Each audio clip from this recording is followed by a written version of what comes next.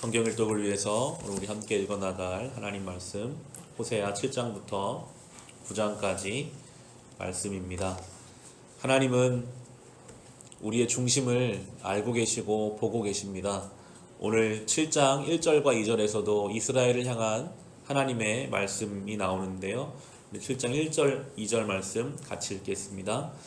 내가 이스라엘을 치료하여 주고자 할 때마다 에브라임이 지은 범죄가 드러나고 사마리아가 저지른 죄악이 드러난다. 서로 속이고 안으로 들어가서 도둑질하고 밖으로 나가서 떼지어 약탈한다. 내가 그들의 죄악을 모두 기억하고 있다는 것은 그들이 전혀 마음에 두지도 않는다.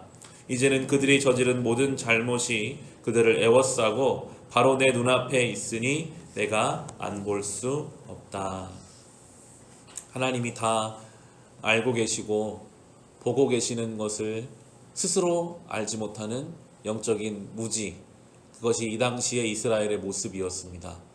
하나님이 다 알고 계시는데도 그것을 생각하지 못합니다. 하나님이 우리를 보고 계시다는 것을 안다면 우리가 쉽게 범죄하며 살아갈 수 있을까요? 하나님이 나를 용서해 주신 것을 정말 감사하며 사는 사람이라면 우리가 누군가를 용서하는 것 앞에서 주저할 수 있을까요? 이 말씀은 단순히 영적 무지의 이스라엘을 향한 말씀일 수도 있으나 우리를 향한 말씀이기도 합니다. 우리가 죄의 유혹에 빠졌던 그 순간을 돌아보면 우리는 그 순간 하나님을 잊었습니다. 하나님을 생각하지 못했습니다. 그랬기 때문에 우리는 죄에 넘어지는 사람이기에 이 말씀은 우리에게 깨어있으라는 말씀입니다. 그 순간 그 유혹의 자리 앞에서 나를 보고 계시는 하나님을 기억하라는 이 말씀을 우리가 기억하며 살아가야 할 것입니다. 죄가 얼마나 무서운지요. 죄는 영적인 감각을 마비시킵니다. 이어지는 9절, 10절, 11절을 우리 같이 읽겠습니다.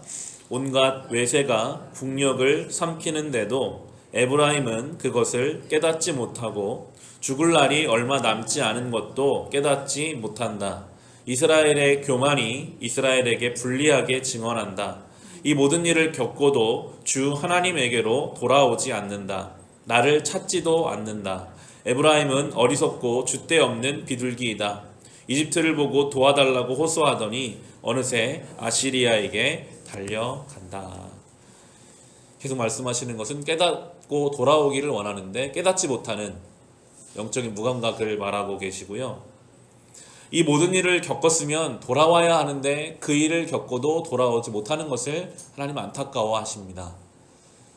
왜 겪고 나서 돌아오지 못할까요? 삶과 신앙이 분리되어 있기 때문입니다. 연결되어야 되거든요. 우리의 삶에 일어나는 일들 속에서 하나님의 섭리와 뜻을 발견하는 사람은 삶의 어려움을 만나도 이 가운데 나에게 주시는 하나님의 뜻이 무엇일까? 잘 되면 잘 되는 곳에서, 안 되면 안 되는 곳에서, 그곳에서 하나님을 만나고 하나님을 경험하면 자연스럽게 신앙으로 연결되는데 영적으로 무감각해지면 완전히 분리되어 버려요. 예배는 드리지만 일상 속에서 하나님을 전혀 경험할 수 없는, 그 가운데 하나님의 뜻이 이루어지고 있는데 그것을 알지 못해서 신앙으로 연결하지 못할 때 돌아오지도 못하고 오히려 다른 것을 찾죠. 이집트에 가고 에브라임에, 아시리아에 가는 모습이 나옵니다. 왜 내 삶이 이럴까? 하나님이 주신 음성을 듣지 못할 때 그때부터 다른 것을 찾아 전전하게 됩니다. 내가 이것을 해봐야 되나? 다른 것을 해봐야 되나? 교회를 다니면서도 연말 연초가 되면 점집을 왔다 갔다 하는 사람들이 있다는 이야기를 듣습니다. 왜 그럴까요? 뭔가 답답한데 뭔가 됐으면 좋겠는데 이걸 할 방법을 알지 못하거든요. 이러한 모습이 우리의 모습이 되지 않도록 우리는 늘 일상 속에 깨어서 나의 삶 가운데 일하시는 하나님의 손길을 발견할 수 있어야 할 것입니다. 하나님께서는 계속해서 깨어있고 뭔가 깨닫기를 원하시는데요. 8장 1절에 보면 나팔을 불어서 비상경보를 알려라. 이스라엘 백성이 나의 언약을 깨뜨리고 내가 가르쳐준 율법을 어겼으므로 적군이 독수리처럼 나 주의 집을 덮칠 것이다. 나팔은 비상나팔이죠. 깨어있으라. 깨어있기를 원하시는데 깨어있지 못합니다. 그들이 율법을 어겨서 이제 하나님 앞에 책망이 다가오는 것도 깨닫지 못하고 6절에도 이렇게 나옵니다. 이스라엘에서 우상이 나오다니 송아지 신상은 대장장이가 만든 것일 뿐 그것은 신이 아니다. 사마리아의 신상 송아지는 산상조각이 날 것이다. 앞서 말씀드린 것 똑같습니다. 하나님 앞에서 해결되지 않는 문제들이 답답하니까 다른 것들을 찾아 전전해요. 하나님은 아무 소용없다라고 그것은 그냥 인간이 만든 것일 뿐이라고 말씀하시는데 그걸 놓지 못해요.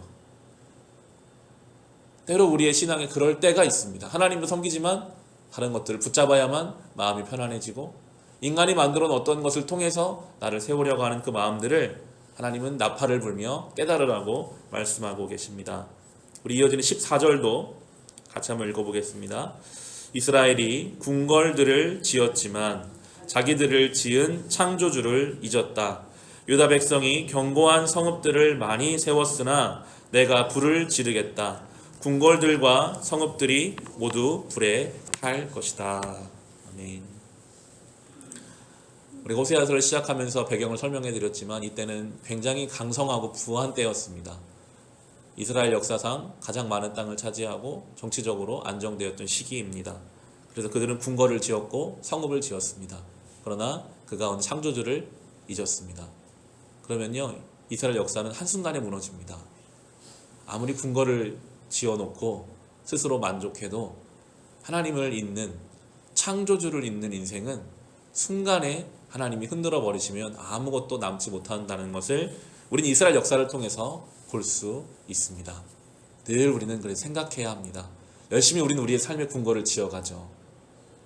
예배를 마치면 다시 우리는 일상 속에서 열심히 살아갈 겁니다. 중요한 일입니다. 성실하게 살아야 합니다. 그러나 그것 때문에 창조주를 잊어서는 안 됩니다. 그것이 우리의 삶의 가장 근간이고 우리의 삶의 뿌리가 되어주시기 때문입니다. 작년에도 이 말씀을 준비하면서 저는 그런 준비를 했더라고요.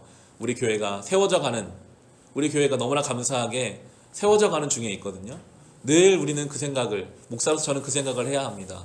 교회가 세워져 갈 때 궁궐을 짓는다고 해서 창조주를 잊으면 안 된다. 사람이 모이고 교회가 세워져 가고 그러한 가운데 창조주 하나님을 잊는다면 하나님은 언제든지 이것을 허물어 버리실 것입니다.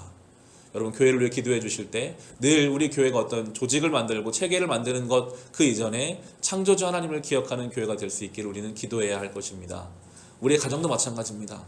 우리의 가정이 안정적이 되어 갈 때, 경제적으로 뭔가를 이루어 갈 때, 이제 이뤘구나, 다 됐구나, 그것으로 만족해서는 안 될 것입니다. 늘 창조주를 기억하는 가정, 그 하나님을 바라보는 깨어있는 그런 삶이 될 수 있으시기를, 오늘 이 말씀을 기억하며 우리의 신앙과 하나님을 묵상하는 하루가 되어가시기를 주님의 이름으로 축원합니다.